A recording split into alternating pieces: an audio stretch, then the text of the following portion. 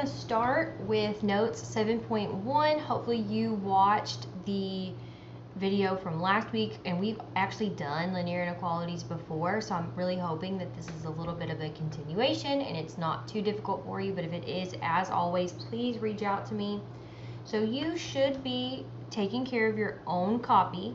You are going to find a copy of this in your WAG, and then you are going to, or on a blank piece of paper, do what I'm doing. And then you're going to have some to do on your own, and we're going to make sure we put this in our Algebra 1 folder. If you've not made your Algebra 1 folder yet, please take care of that. All right, now, as always, these first two are going to be a warm-up. I just want to test your knowledge on those ones. I want to see how you do. Try number 1, try number 2 on your own. Those should hopefully be kind of in the back of your memory. I know it's been a minute. We've had winter break since then, but try those two. All right.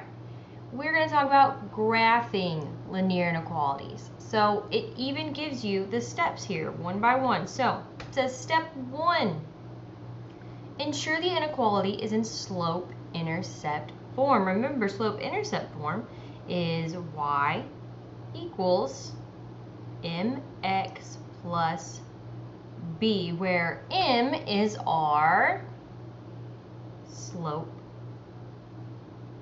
and b is our y-intercept. Okay? And so the first thing you do is look at the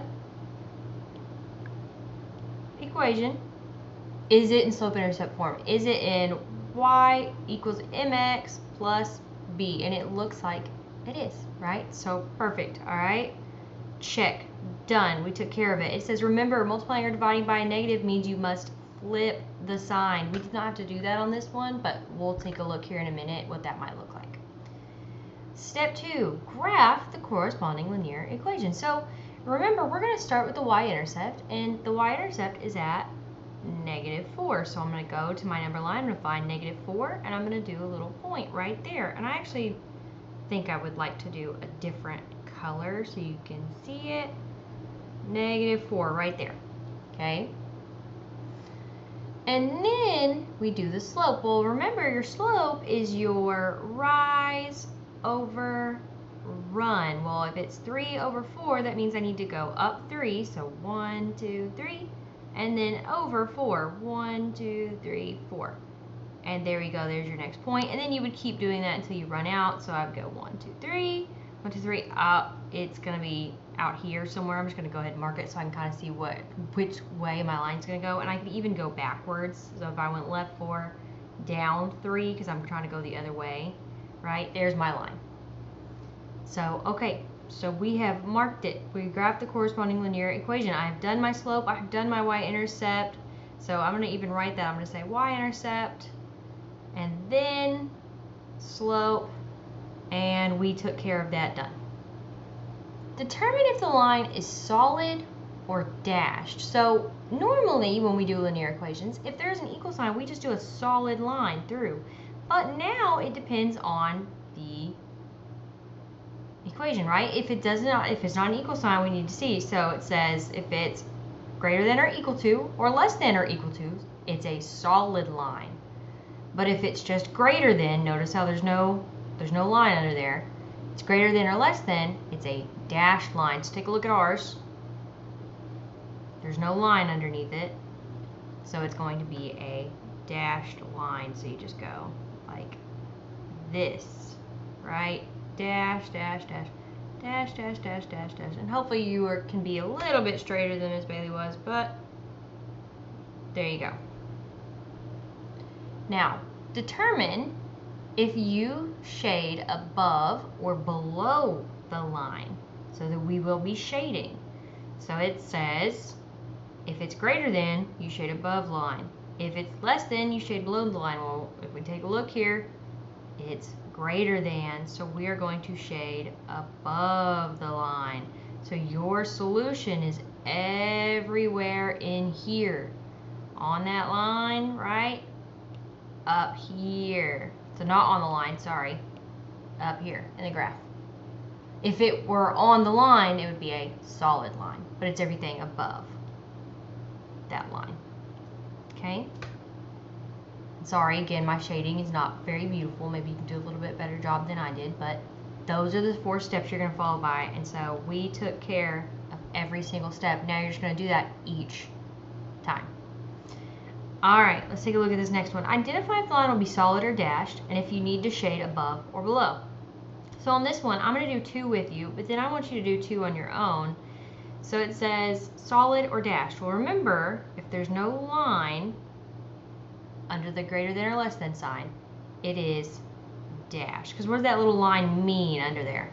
That it's that or equal to that, and so it would be solid. So like this one, there is a line. So that would be a solid line. All right.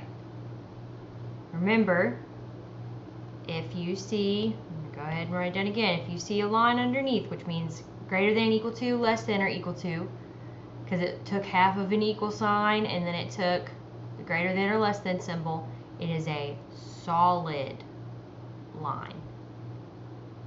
If it does not have a equal to, there's no line underneath it, then it is a dashed. All right, now, is it above or below? Well, that's kind of easy to remember because if it's greater than, it's above. If it's less than, it's below, whether it's equal to or not. So in this one, it's a less than symbol, so it would be below.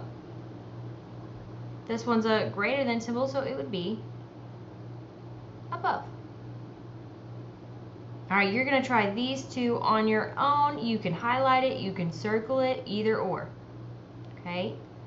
All right, I'm going to move on to page 2. Remember, if you need to slow it down, you can change the playback speed, you can rewind, you can pause. Okay?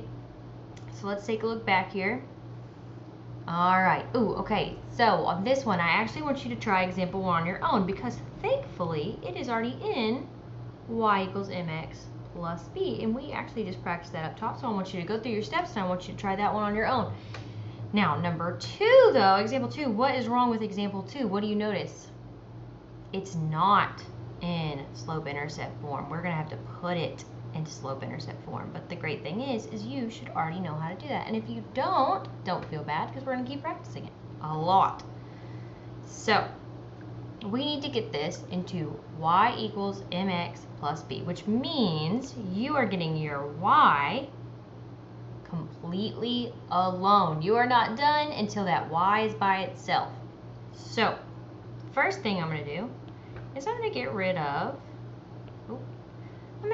that negative 2x by moving it over. Well, how do we move it over? We do the opposite. So now I'm going to add 2x here, add 2x here. We do it just like we would do a normal linear equation. Those cancel out. That leaves me with 3y is less than or equal to 2x plus 6, because that's a positive 6 right there. Now, we want it in y equals mx plus b, so you're always going to put that x first, and then your y-intercept. Now, we're not totally done yet, though, because is y alone? Take a look at y. Is it by itself? Not yet. We need to get it alone. Let's get rid of that 3. Well, when you see a number attached to a letter like that, or variable, right, that means it's being multiplied. Well, to get rid of it, we do the opposite. The opposite of multiplication is division. So I'm going to say divide by 3, divide by 3, divide by 3. Okay? So what you're going to do is cancels that out. That leaves me with, change my color back, y, and the symbol hasn't changed, less than or equal to 2 over 3 plus, and then 6 divided by 3 is 2. Oh, I forgot my x, sorry. Don't forget your x. Make sure it stays there. Nothing changed there. And there you go. Now you are ready to graph this because it's in slope-intercept form. So I would follow all the steps that I did up here, right? First, let's graph that y-intercept. It is at 2. And then our slope is 2 over 3, so rise 2 over 3, rise 2 over 3, almost shorted it there a little bit, and then again, since I'm only up here. I'm going to go backwards, but to go backwards you just have to flip them. So I would go left 3, down 2, right? And if that's confusing, that's totally, I understand, because it's kind of hard to go backwards sometimes, but we're doing the same slope, just the other direction. Okay, now look at your symbol here. Well, if there's an equal to, like right there, so it's less than or equal to, it's a solid line. So I'm going to go, and again, hopefully you can make a straighter line than I'm doing, but there you go. And then, if it's less than, we shade below the line. Okay? Alright. Sorry, my dogs are running through here. You are going to try number 3 on your own. You are going to try example 1 on your own. And you're going to try these on your own. But please, please, please let me know if you need any help at all.